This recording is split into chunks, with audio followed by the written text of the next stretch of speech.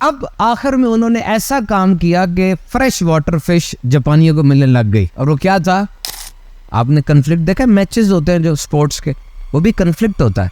दो मुल्कों के बेहतरीन खिलाड़ी उतरे होते हैं लड़ाई करने के लिए, अंदर से उसको आवाज आई क्रॉस कर जा, उससे लाल बत्ती क्रॉस की, अब वो मरा हुआ है।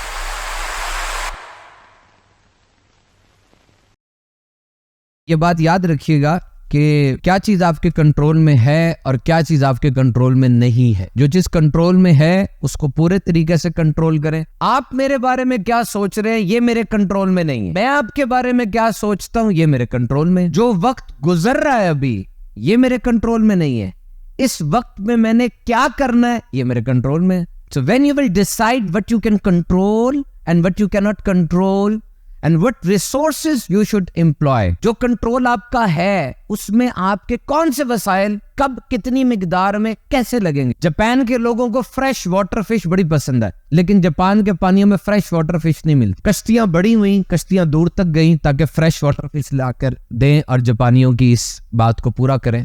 उन्होंने रेफ्रिजरेटर लिया, रेफ्रिजरेटर में जब मछली डाली वो फ्रेशनेस फिर मर गई उसकी।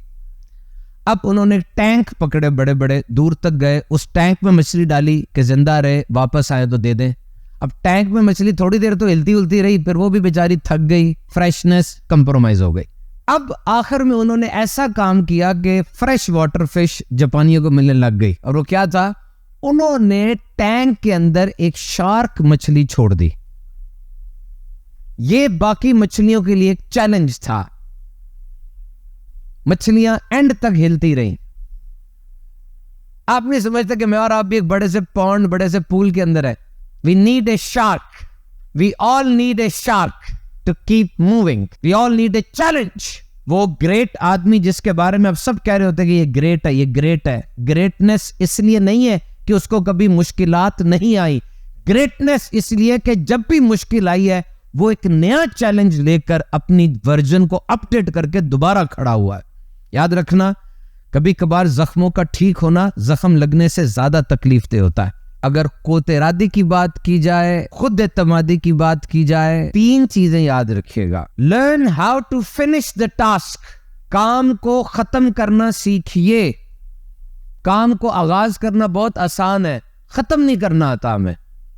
काम शुरू कर दिया, अब शुरू करने के बाद किसका आइडिया था, बड़ा मुश्किल लग रहा है, समझ कुछ नहीं आ रही, ये क्या होगा, कब खत्म होगा।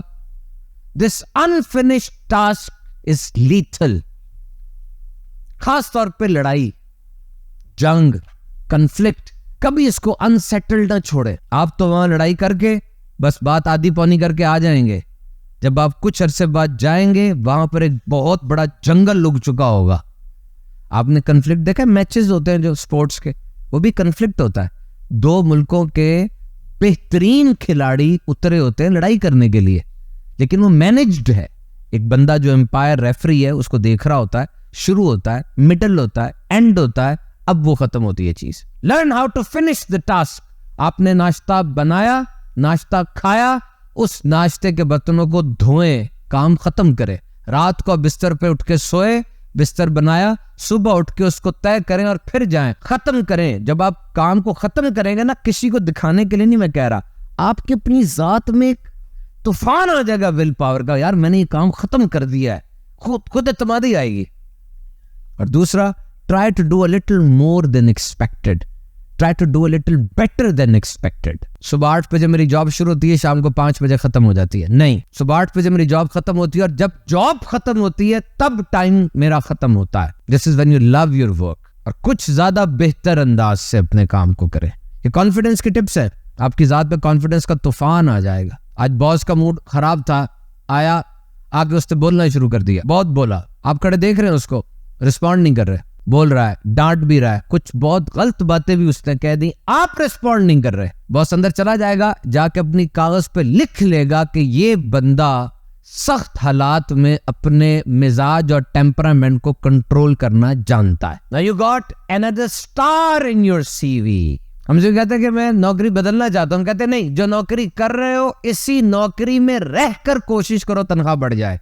हमें एम्प्लॉयर कहता है मैं फला बंदे को फारिग करना चाहता हूँ, कहता नहीं, उसको बुलाओ, बुलाकर उसी को सुधारने की कोशिश कर लो। जीरो से कहां लेकर आओगे किसी को?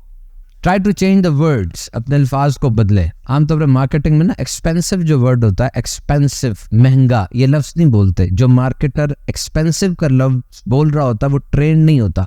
एक्सपेंसिव का लफ्ज कड़वा है, लगता है, चुभता है, तकलीफ देता है कि मैं ये खरीद नहीं सह सकता, गिर जाता है इंसान। They use the word premium, premium. Interest ये लफ्ज नहीं बोलेंगे, मुसलमान तो खरीदेगा ही नहीं। Interest no, they use word profit, markup, investment, and there is word cheap, सस्ता। नो, मैं इतना गरीब हूं कि मैं चीप चीज लूं। No, the word is affordable.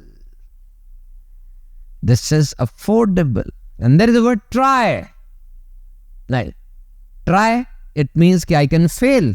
Try में तो फेल की ऑप्शन भी आ जाएगी ना। एक्सप्लोर, जुस्तजू करो, ढूंढो। बड़ी अजीब तहकीक हुई शिकागो की जेल के अंदर, वो कुछ कैदियों पर रिसर्च करने गए थे। टॉपिक कुछ और था, लेकिन वहां जाके क्या निकला, जब कैदियों को पढ़ा समझा, वो हैरान रह गए कि lack of vocabulary is responsible for many crimes. अल्फाज का कम जखीरा बहुत से जराइम की वजह बना। यानी जिन लोगों के पास वोकैबुलरी अच्छी नहीं थी वो जराइम ज्यादा करते हैं। How these two things relate? कैसे मिल रही बातें? अल्फाज बहुत जरूरी है। अल्फाज आपकी आंखें, अल्फाज के बाहर बंधे। कैसे? सामने मेरे जो सिचुएशन है मैं इसको बयान ही नहीं कर सकता, मेरी ऑप्शंस कितनी लिमिटेड हो गई हैं। सामने एक चीज खड़ी है, मुझे पता ही नहीं ये चीज क्या है, मैं उसको बयान ही नहीं कर सकता, तो मैं जुझला जाऊंगा ना, चिड़चिड़ा हो जाऊंगा। Need to increase your vocabulary. Remember, speaking is very important. You need to speak what is inside your brain, what is inside your heart. You need to speak. You need to clarify your point. देखिए, रोजाना आपको एक पैगाम आता है आपके अंदर से कि रेड लाइन क्रॉस कर जाओ। जो बाउंड्री बनी है, जो पाबंदी है, उसको तोड़ दो।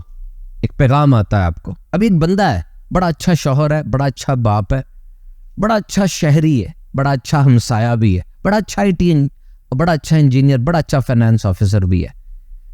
एक दिन वो लेट हुआ, वह अपॉइंटमेंट थी उसकी, बड़ी तेजी से गाड़ी चला के जा रहा है, सामने लाल बत्ती है। अंदर से उसको आवाज आई, क्रॉस कर जा। उसने लाल बत्ती क्रॉस की, अब वो मरा हुआ है। क्या वो एक इविल आदमी था? Was he a bad man? No, he was a careless man. उसने लापरवाही की और उसका यह नतीजा निकला।